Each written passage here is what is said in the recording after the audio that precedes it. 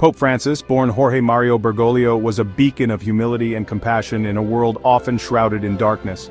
He was the 266th Pope of the Catholic Church, leading a global flock of over 1.3 billion people.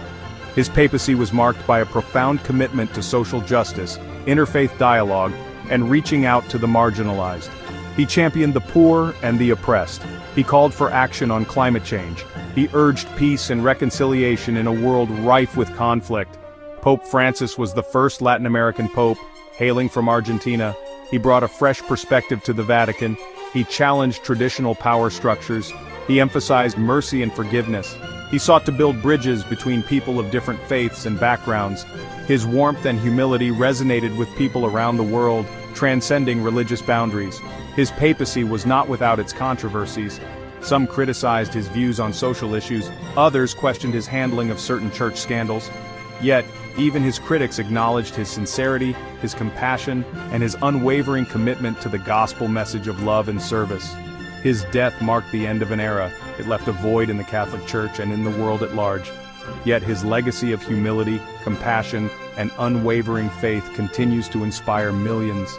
His life and teachings serve as a powerful reminder that even in a world often consumed by darkness, there is always hope, there is always love, there is always the possibility of a better tomorrow. In early 2025, Pope Francis's health began to decline. He was hospitalized for double pneumonia. He battled through it, returning to the Vatican to a relieved and joyful flock. His frail appearance in the following months worried many. Still, he continued his duties, his spirit undimmed. His final public appearance was on Easter Sunday, April 20th, 2025. He appeared frail, seated in a wheelchair. He delivered the Urbi et Orbi blessing. He even rode through the crowds in the Pope-mobile, offering a weak smile. It was a poignant image of a shepherd nearing the end of his earthly journey, determined to be with his flock until the very end. On Monday, April 21st, 2025, Pope Francis passed away peacefully at the Domus Santa Marta in Vatican City. He was 88 years old. The Vatican announced that the cause of death was a stroke leading to a coma and heart failure. The news was met with profound sadness across the globe. Leaders, religious figures, and ordinary people mourned the loss of a man who had touched countless lives with his humility and compassion. The world grieved for a man who lived a life of service, a man who embodied the true meaning of the word pope, which means father. His passing was a reminder of the fragility of life. It was also a testament to the enduring power of faith, hope, and love. His final days, marked by illness and struggle, were a testament to his unwavering dedication to his vocation. He remained committed to his role as a spiritual leader and a voice for the voiceless until his very last breath. Following his death, Pope Francis's body lay in state in St. Peter's Basilica, allowing people to pay their respects. Thousands upon thousands of mourners flocked to the Vatican. They came from all corners of the globe. They waited patiently in long lines, some for up to 8 hours, for a brief glimpse of their beloved pontiff. The scene was a powerful testament to the global impact of Pope Francis's papacy. People from all walks of life, from different faiths and backgrounds, united in their grief. They shared stories of how Pope Francis had touched their lives. They spoke of his humility, his compassion, and his message of love and inclusion. The atmosphere was somber yet peaceful. There was a sense of gratitude for the life and legacy of Pope Francis.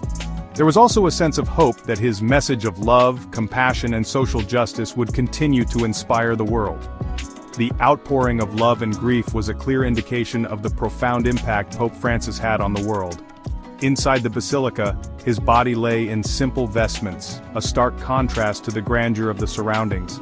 It was a fitting tribute to a man who had embraced simplicity and humility throughout his life. The long lines of mourners, the hushed whispers, the tears shed in silence, all spoke volumes about the profound impact of a life dedicated to serving God and humanity. Pope Francis's funeral, scheduled for Saturday, April 26, 2025, was a reflection of his life, humble, austere, and focused on the essentials. He had planned for a simple ceremony, eschewing the elaborate rituals often associated with papal funerals. He had even paid for the funeral arrangements himself, ensuring that it wouldn't be a burden on the church.